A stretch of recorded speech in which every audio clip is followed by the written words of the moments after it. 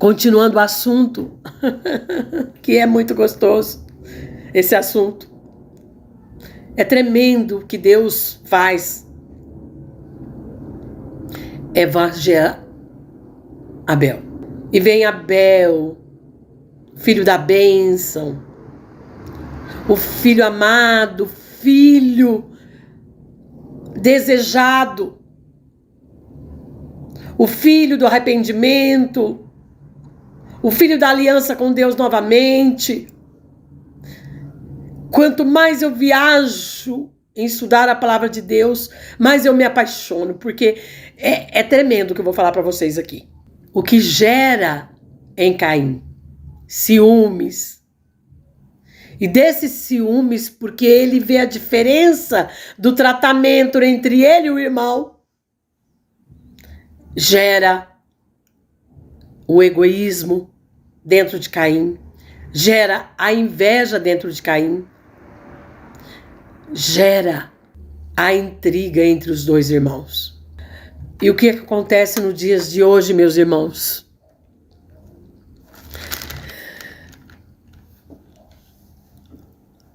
Pais geram filhos. Geralmente vem o primeiro filho debaixo de alguma maldição. Através de um pecado que ambos cometem, através de alguma situação que cometeram. E isso começa dentro dos nossos lares, dentro da nossa concepção. Aí vem aqui, Caim e Abel, no capítulo 4. Adão teve relações com Eva e sua mulher.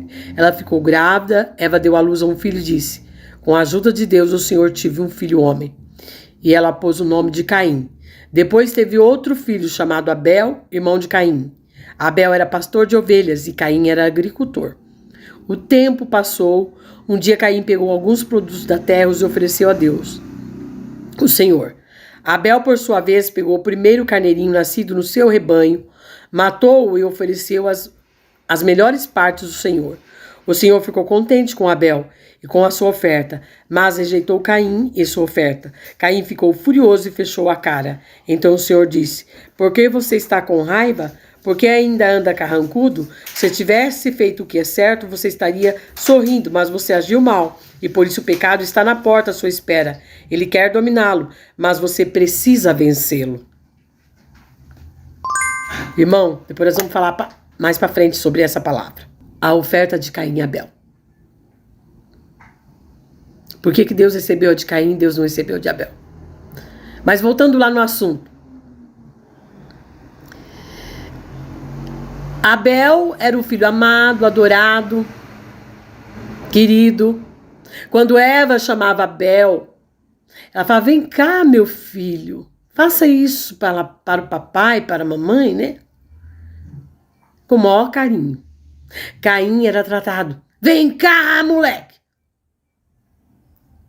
Você é o herdeiro, você é o primogênito, você tem que cuidar do seu irmão, você tem que fazer isso, você tem que fazer aquilo. Era todas as responsabilidades no ombro do irmão mais velho. Nas costas, né? Como costuma dizer o provérbio. Do irmão mais velho. E os dois foram crescendo, tratados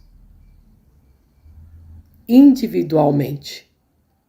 Um se tratava com amor e o outro se tratava impondo responsabilidades. Segundo a história, Caim não se sentia amado pelos pais. Não se sentia desejado pelos pais. Ele se sentia rejeitado. Isso veio desde a concepção, desde o ventre dele. Porque foi gerado numa rejeição quando eles pecaram, quando eles se afastaram de Deus. E isso estava dentro dele, desde a concepção, desde o ato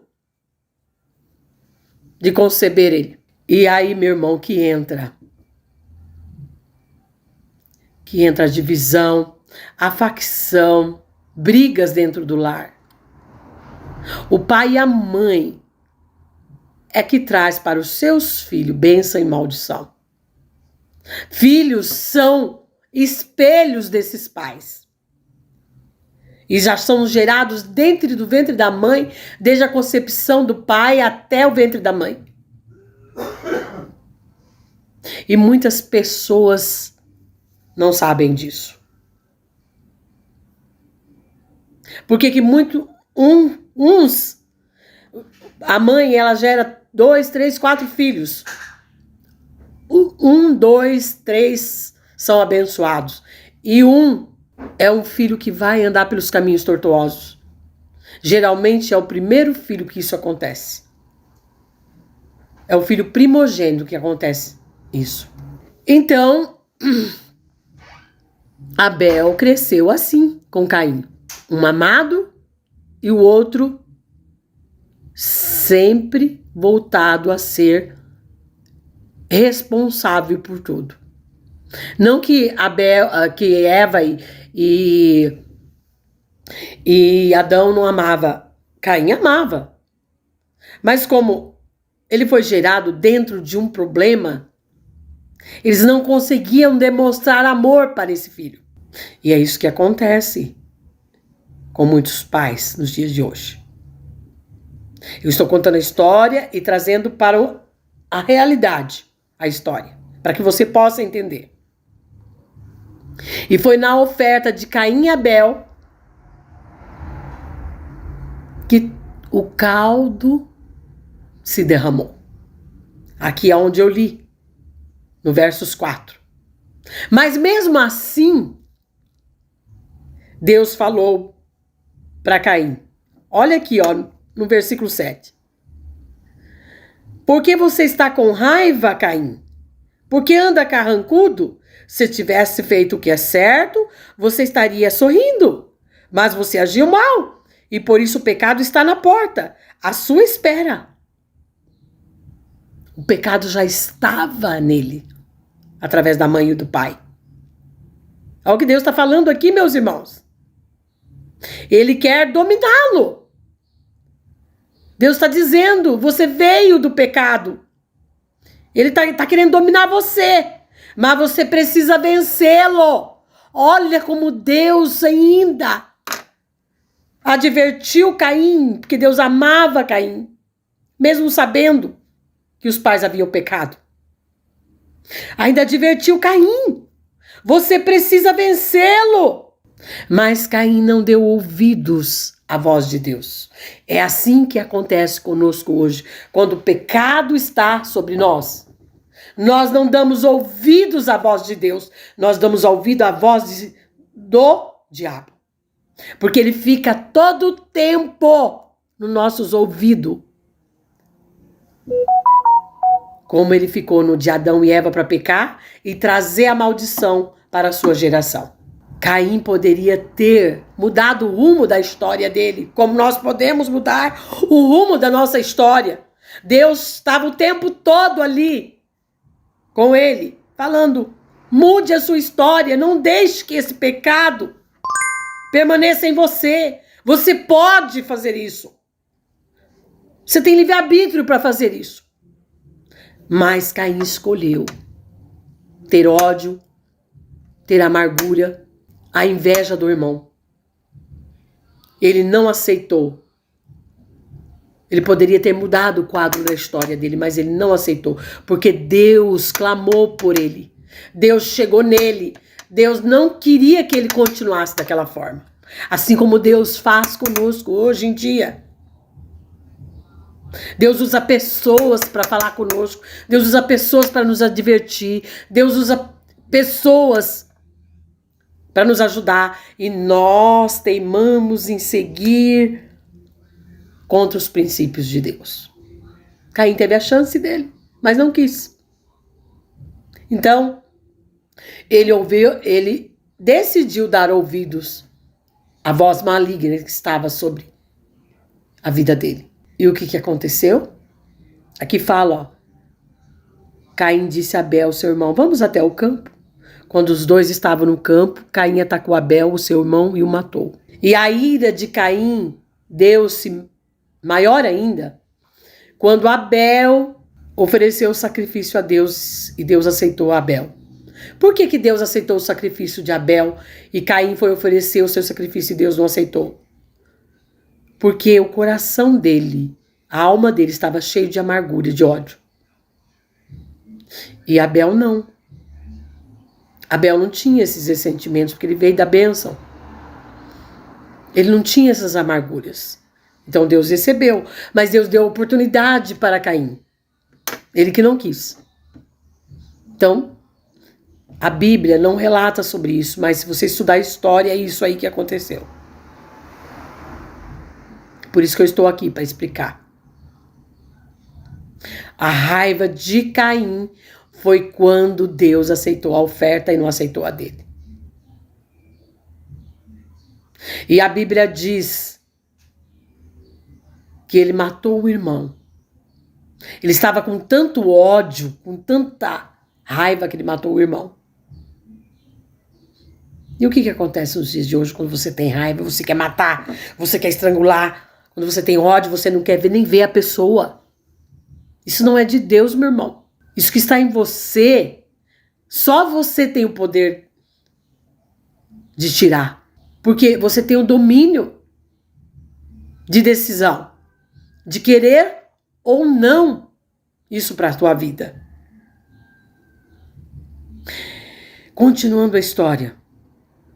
E desde então, Satanás continuou a tripudiar na vida do homem. Ele passou a ter domínio na vida do homem. Começou na desobediência, mesmo no arrependimento de Adão e Eva, mas ela já havia gerado um filho na desobediência, no pecado. E esse filho foi a carta magna de Satanás, porque ele trabalhou na vida desse filho para que ele pudesse trazer o mal para a humanidade através desse filho de Adão e Eva. Tanto que Deus foi tão misericordioso com Caim, que Deus não fez nada contra Caim. Deus permitiu que ele continuasse a viver. Caim não ficou perto dos seus pais, devido ao que ele havia cometido com seu irmão. Caim, ele foi embora procurar lugar. Ele foi embora procurar algo, refúgio para ele, porque a culpa era tão grande do mal que ele fez ao seu próprio irmão. A culpa era tão grande que ele não tinha mais paz, ele não tinha mais sossego. E o que acontece com pessoas que fazem o mal para os outros? Ele nunca consegue ter paz. Ele nunca consegue ter as benevolências de Deus, porque a culpa irá acompanhá-lo por onde ele for.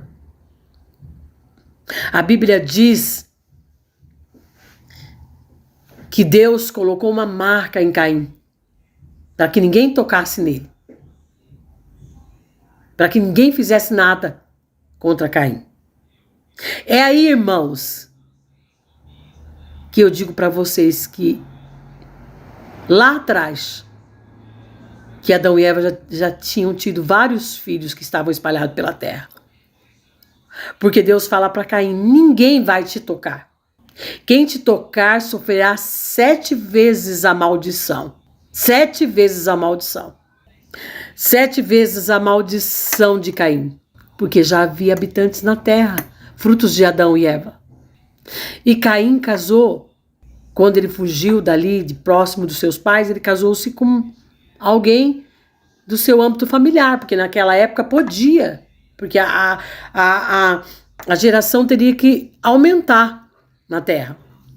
Então era lícito se casar com alguém do seu sangue. Era permissão de Deus. Caim tinha essa marca. Aí a pessoa pergunta, qual é a marca? Aqui fala, né, ó. Quer ver aqui? Caim atacou Abel e seu irmão e o matou. Mais tarde o Senhor perguntou a Caim: onde está Abel, o seu irmão? Não sei, respondeu Caim.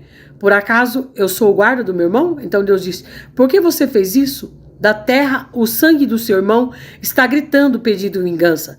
Por isso você será amaldiçoado. Olha aqui, meus irmãos. E não poderá mais cultivar a terra, pois quando você matou o seu irmão, a terra abriu a boca para beber o sangue dele. Quando você preparar a terra para plantar, ela não produzirá nada. Você vai andar pelo mundo sempre fugindo. Caim disse: Deus, o Senhor, eu não vou poder aguentar esse castigo tão pesado. Hoje tu estás me expulsando dessa terra. Terei de andar pelo mundo sempre fugindo e me escondendo da tua presença.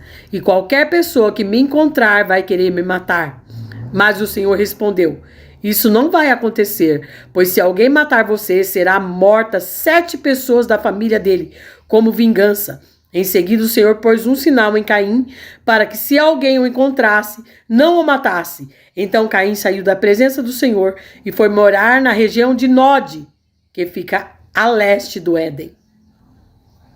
Olha aqui a Bíblia falando, meu irmão. A Bíblia está falando. Aqui fala sobre os descendentes de Caim. Caim e a sua mulher tiveram um filho, e lhe deram o nome de Enoque. E você sabia que Enoque também cometeu o mesmo erro de Caim? Porque a maldição estava sobre ele, e maldita foi a geração de Caim. Caim não conseguiu mais reverter a bênção, porque ele cometeu o pior ato, que é matar o seu irmão. E Enoque cometeu os mesmos erros. Olha, meu irmão, como a bênção e a maldição está na concepção da vida. Porque o seu filho Enoque cometeu o mesmo erro que Caim. Foi amaldiçoado. E essa geração está sobre nós. Quando você vê gente matando, gente fazendo maldade, vendo gente fazendo coisas erradas, gente contra os princípios de Deus, é porque ele não consegue ouvir a Deus. A tendência dele já está no mal.